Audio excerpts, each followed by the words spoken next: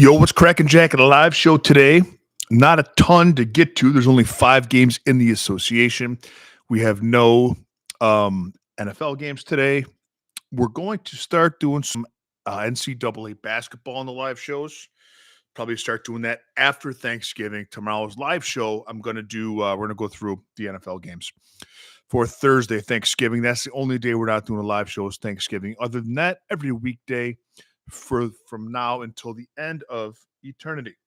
So we're gonna start doing college hoops in a live show soon. So come loaded with your college hoops questions.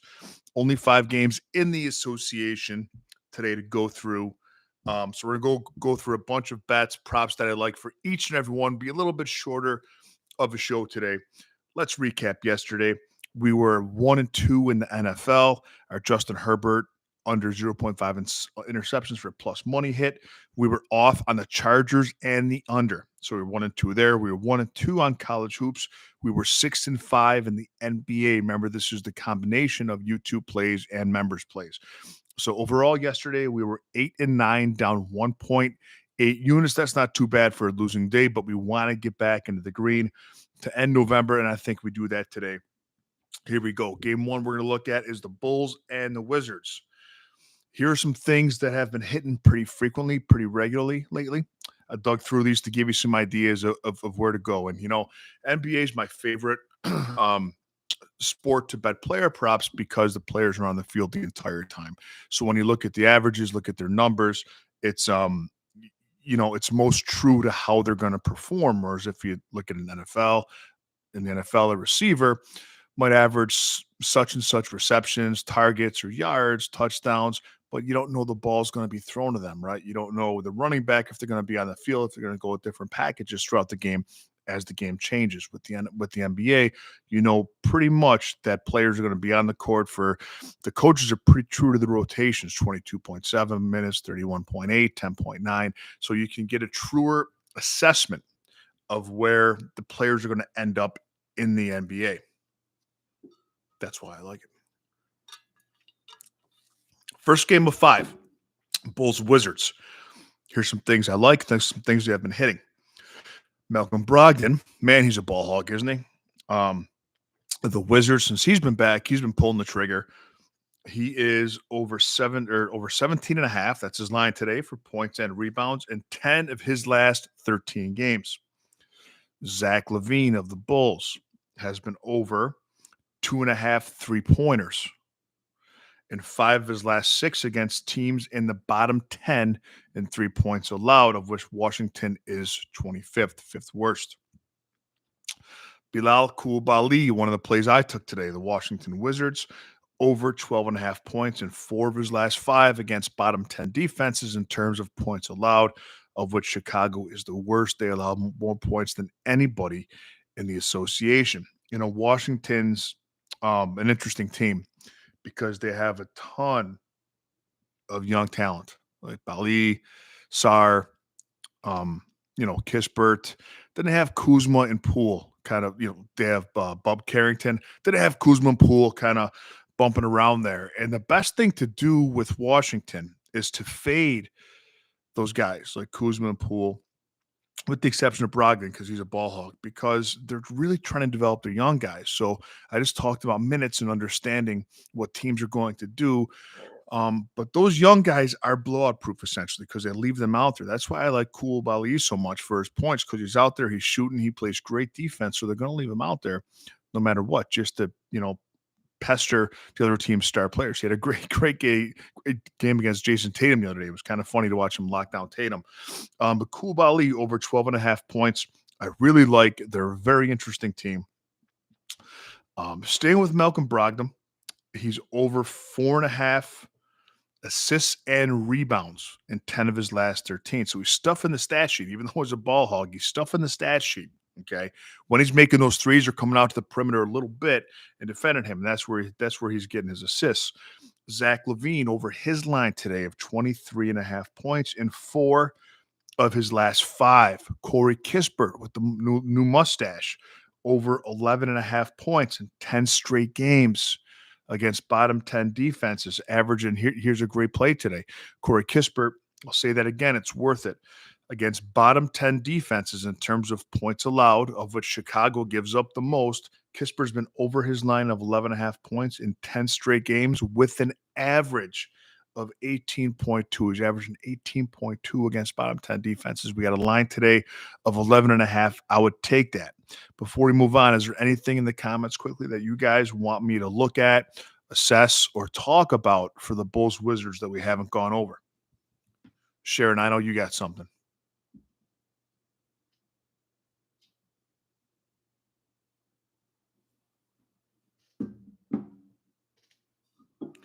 We're going to go Bucks Heat next, the TNT first game. Game one of TNT.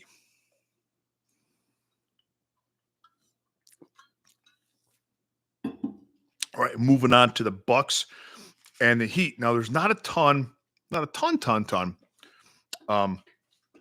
talk about here. But here's what I like. We're getting massive EV. We talked about EV. That's, pardon my redundancy, but we have some new people who will watch this. But EV is expected value. And that means that there's a discrepancy within the sports books. Certain books have it for one price, and there might be a book that's identified to get a really good price on. Okay. And that's what we have with Tyler Hero over 20.5 points. Now, myself and Jungle members got in on this early this morning at 7 a.m. We got Tyler Hero for over 20.5 points at minus 115 on DraftKings. It's up to minus 125 now. But Pinnacle has it at minus 141. So Pinnacle, which is the sharpest sports book there is, that's what you want to weigh your book against, has this listed as probable to hit. So I love Tyler Hero today, over 20.5 points. He's over this in 57% of games this season, taking 17.8 shots a game and shooting 10 3-pointers a game. I love Tyler Hero today. Bobby Portis. My boy Tebow knows I love Bobby Portis. So Sharon Stokes is on Hero over 25.5 points and assists. That's a good play, Sharon. My question here is, do you think that how many assists do you think Hero's going to get? Do you think that he's going to get 5 assists? Because that will make sense then for the points and assists. Myself, I'm just on his points over 20.5, but I think that will both be okay here. Bobby Portis over 12.5 points plus assists has hit in 4 of his last 5 games. He's getting the minutes. Giannis is considered a game time decision. He kind of always is. They play those games like the Lakers play with AD and LeBron, where they list him as questionable or game time decision all the time. So he's probably going to play, but I mean, if he didn't play, this is a home run. But I think no matter what, nonetheless, Bobby Portis will get his over 20 minutes. And I think that he's over 12.5 points and assists today. Bam Adebayo has been lurking beyond the perimeter. Bam Adebayo has his 3-point line, obviously, is over 0.5 3-pointers a game. It's make one or not. He's had one in 5 straight games. So Bam Adebayo, you're getting a decent price on him to shoot a 3. That is worth a look. You got anything for me on the Bucks and the Heat game more than one of the TNT tonight? I'm just going to check my plays right here. I got a couple college hoops plays in right now. We're looking good. Anybody got a pick for this to want to look at? All right, moving on to the Wolves and the Rockets. Interesting here. You can get the Rockets are tough this year, man. And you can get the Rockets for plus 124, plus 126 on the money line today on most books. I haven't taken it yet. I may if the price moves a little bit. I would fancy some plus 140. That's kind of wishful thinking. But I might even take the 3.5 with them, the plus 3.5. Minnesota is 2-8 against the spread in their last 10 home games. That's they're a lot of the lines. I'm surprised a lot of them lines have been set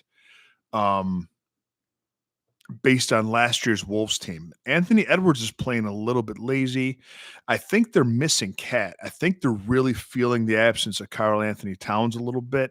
I think they thought that they could be a little bit better without him. Not better, but better than what they are, is what I meant to say. Mike Conley's age is showing a little bit. I don't think the Wolves are as dominant as they were last year. So Sharon wants to know Alperen Sengun over 18.5 points. He's someone that I'm always afraid to fade and always afraid to back. He's going at the center position, sharing against one of the best defenders in the NBA and Rudy Gobert. if Gobert comes out, he's got Naz Reid in there. And what Naz Reid does is he's more of a perimeter player at the 5 position. So Naz Reid's going to play more perimeter on offense and shoot the 3, in which case Sengun will have to defend him and be away from where the rebounds are going to come. So and that's where he gets a lot of his I'm sorry, you're just talking points, right? Um but with Sengun, I don't know, going against Gobert. Um, I wouldn't take it. His 20 points line is always like it's 18 and a half. I know that he's always like over under 20 a little bit. He's never 30, he's never 15. You know what I mean? Um, I wouldn't take it today, but I certainly wouldn't fade it. Julius Randle under 4.5 assists. Has those games where he goes for 7. I'd be afraid to fade him under 4.5. I'd be fine under 5.5, depending on the price, but he could get 5 assists. So I don't love that. Rudy Gobert, over 13.5 rebounds and assists in 5 of his last 6 games. Look who's playing really well for the Houston Rockets. It's Amen Thompson. Amen Thompson, Osiris twin brother, is over 6.5 rebounds in 4 of his last 5 games. I like Amen Thompson today over 6.5 rebounds. I like that a lot. Sharon wants to know Freddie VanVleet under 21.5 points and assists. His last game, he was pissed off at the ejection. He poked the referee in the face. He's someone that traditionally doesn't lose his temper, but when he does, he comes back on fire. I know that the Timberwolves play good defense, but not so much at the perimeter. Anthony Edwards will be on him. It depends on Ant's hustle. If Ant wants to hustle, he can shut him down, but he doesn't really turn that on until late in the season. I would stay away from VanVleet. If I had to be on one side, though, Sharon, I would be on the under. And then we have Naz Reid. Naz Reid plays well at home. He loves shooting in his home stadium. Naz Reid is over his line of 11.5 points in 6 straight home games with an average of 16.3 points a game in those home games. I would take Naz Reid today over 11.5 points. I love that play, especially if Rudy gets into foul trouble, chasing Sengun around a little bit. Spurs and the Jazz.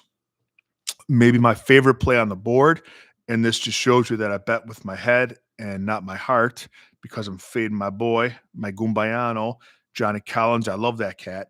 But I'm going under 18.5 points on him. He's under this in 8 of his last 10 with Walker Kessler in the lineup. He just doesn't get the minutes. Yeah, Share, we're on the same page, man. Johnny Collins under 18.5 points. Walker Kessler has been designated as a starting center, and that means Collins comes off the bench, and coming off the bench with the backup point guard, shooting guard, other forwards, there's less opportunity for him to get the ball down low effectively, and that's where he does most of his scoring. Yes, he does shoot the 3. He is dangerous from the perimeter, but most of his scoring is going to come by way of the dunk-a-dunk. So he coming off the bench and Walker Kessler gobbling up those minutes. I don't love him. I like the under 18.5 for Johnny Collins. San Antonio Spurs, don't look now. They're pretty good, guys. San Antonio 14-7 against the spread their last 21 games against bottom 10 teams, of which the Jazz are certainly one. Poor Utah. Aren't we all sorry for them? But Spurs are 14-7 against the spread. I wouldn't mind that today. Lauri Markkanen, I've liked to fade this season. I don't mind doing that again today. Lauri Markkanen, 23.5 points is his line. He's under this in 5 of his last 6 games against top 10 defensive teams in terms of points allowed, of which San Antonio was 5th best in the NBA in terms of points allowed. So I do like fade Markkanen and Collins under 23.5 points. Look at me fading all the Jazz, man. I like also Keontae George under 19.5 rebounds and assists. I like Keontae George under points as well. He's someone that has to get hot. His ordinary lines are skewed because he has these games where he goes off, like he might have 27 points and they might have 4.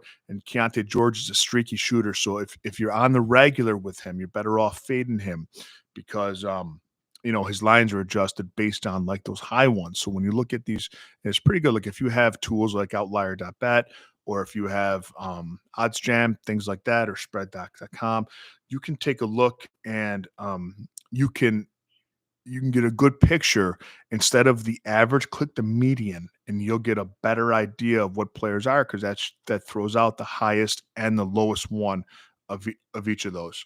So if you do that with Laurie Markkinen, you'll see. I'm sorry, Keontae George. You'll see he's someone to fade. I like fading him on rebounds and assists. That came up as having good EV for me today, but my plays I faded his points as well. Walker Kessler, he doesn't really score. He's a rebound guy. He's a defense guy under 9.5 points in 11 of his last 13 games. I like fading Walker Kessler. Man, I'm fading all the Jazz today. Any other questions on that game? Do we have any questions on the Jazz and the Spurs? A short slate today, guys. Not a lot going on, so it's going to be a little bit of a shorter show, about 5 minutes shorter. I do love doing the live show. Sharon has Wemby over 13.5. Sharon, I think that says P&A. It must be rebounds and assists, though, right? Because there ain't no way in hell that 13.5 points and assists would be available anywhere on this planet. So that must be rebounds and assists. If that is, I like it. Okay, Sharon, cool. If that is, I like it a lot. Wemby over 13.5 rebounds and assists. I put that in. Sharon, what's the price on that? Are we under minus 130? I like to operate within the parameters of minus 130 and plus 130. If you do that, see my system, the way that I bet, and I do this for a living, ladies and gentlemen, I operate between plus 130 and minus 130. I never parlay, and every play is either to win a unit or to risk a unit. So if something is plus 110, so minus 129. Sharon, you got it. I'm in on that. So to win it, so if something is plus 110, I'm betting a unit. If something is minus 110, I'm betting 1.1 units. I'm either betting a unit or betting to win a unit, depending on the plus minus. I'm betting 1.5%, 2% of my bankroll, and I'm not parlaying. That's the recipe for this, guys. Believe me, it's not scratching off a lottery ticket, hoping that a 10-legger hits. It's working for a paycheck, doing the work and grinding and getting a little bit of return at the end of each month. That's the only way to bet. 3% of people in the sports betting world make money long-term. I'm fortunate to be one of them, and it's because this. Yes, I have bad weeks and bad months. November's been a down month for me. October was a great month. It happens, but you stay with the plan, you stay with the system, and it works out well in the long run. You know, it's funny. I'm in these different Facebook groups for FanDuel, DraftKings, and stuff like that. And people post these on Twitter, X, and people post these tickets, and it's sad. They're like, yo, here's my 7-leg parlay today. And when they screenshot it, they never crop out their account balance. If you look at it, it's always like 0. So that means these people are replenishing their betting account like every day, man. Every day. And they're not withdrawing, but spending it and losing it like lottery tickets. That's not the way to go, man. You don't want to chase. You want to play the game. You want to grind. So Sharon likes Durant in this game. Lakers and Suns. Sharon likes Durant over 30.5 PRA from minus 121. Sharon, I looked at that today, and he's been over that almost exclusively this season. However, it's his first game back. I know it's a game time decision, but it's 99% that he's going to play. If he gets his 30 minutes, slam dunk. Do I think he's gonna? Probably. I have a rule that players' first game back, I'm reluctant to take any of their stats because I don't know how they're going to hold up, and I don't know what their minutes are going to be like. Now, this is a cup game. This is a cup game today, NBA Cup. And one thing we know about the Lakers is they love to win anything. Like LeBron wants to pad his resume because he wants to be considered the GOAT, right, over Michael Jordan. He wants to be considered that. Michael Jordan's my GOAT. He's the GOAT. So he likes that. That's why they were so invested, all chips in the middle of the table and winning the NBA Cup last year. That's why they were so into that. And I think they're into that again this year. That might make the Lakers a pretty good play today. I think they want to win that cup. So I would take a look at the Lakers. Dakota, thank you. I appreciate it, man. Silverbackjungle.com. Everything gets text to your phone. And if you become a member also, guys, silverbackjungle.com, you have instant access to me. Any game you're considering betting, and members will tell you this. I'm available 24/7. This is what I do. So you get my phone number and you can text me all day. And we have these communications like I'm having with Sharon here. And the good part about that too is as soon as I take something, like I have alerts set through all my different channels. And if there's an advantageous line that comes out, bam, I ping members and we get really quick on those lines, like the Tyler Hero line I was talking about. Jungle members are in on minus 115 today, over 20 and a half points. It's already moved because we get early to it. So Lakers Suns, here are three things that I'm looking at. Rui Hachimura, and we were pretty hot last season on first quarter points. Okay. Rui Hachimura, and he always shoots a three-pointer. The way that the Lakers run their offense, and no matter who the coach is, LeBron coaches that team from the floor. He's the captain. He's a general. Okay. No matter who the coach is, they run screens for Hachimura in the first 5 minutes of that game. He's going to take 2 3-pointers a game every time in the first quarter. I studied them. I watched them. That's what they do. Hachimura's been over 2.5 first quarter points. So that's 1-3. His first shot today will be a 3. Watch it, and you'll see in 12 of his last 14 games, you can get that for minus 130 over on FanDuel. I like Hachimura over 2.5 first quarter points. Now we go to Tyus Jones of the Phoenix Suns. And what's interesting here about Tyus Jones, and this is just speculation, right? I don't know him, obviously.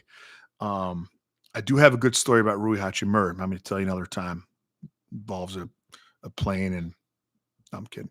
But Tyus Jones of the Suns, when he started off this year with this new team, I think he was a little bit starstruck. Okay.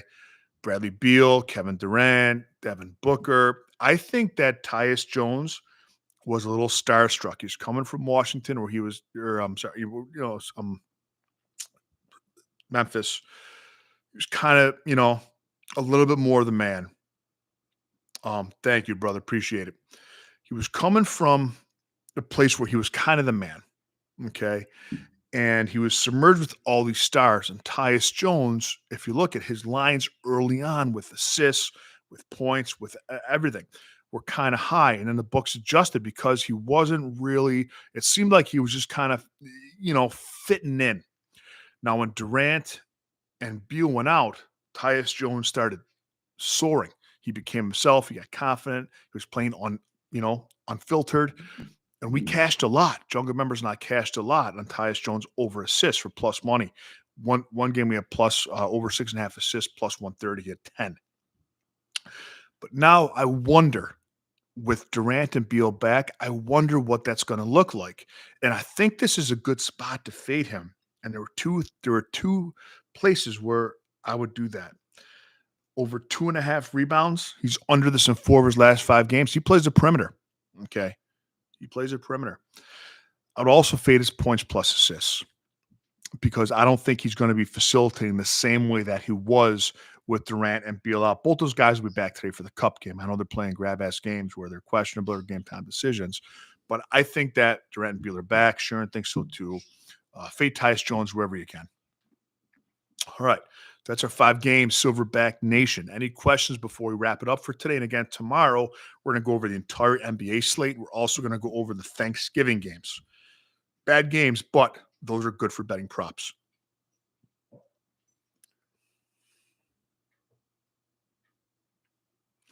Sure, and I appreciate the viewership, man. Guys, thank you. We're going to grow this thing.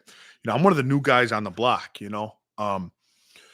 So trying to grow, loving this. I do it full time, and I'm happy to have you guys on the ground floor with what I got going on here, man. We're going to be the biggest name in sports handicap, and you guys will be a part of it. I appreciate all you guys. I will see you tomorrow, 3 o'clock.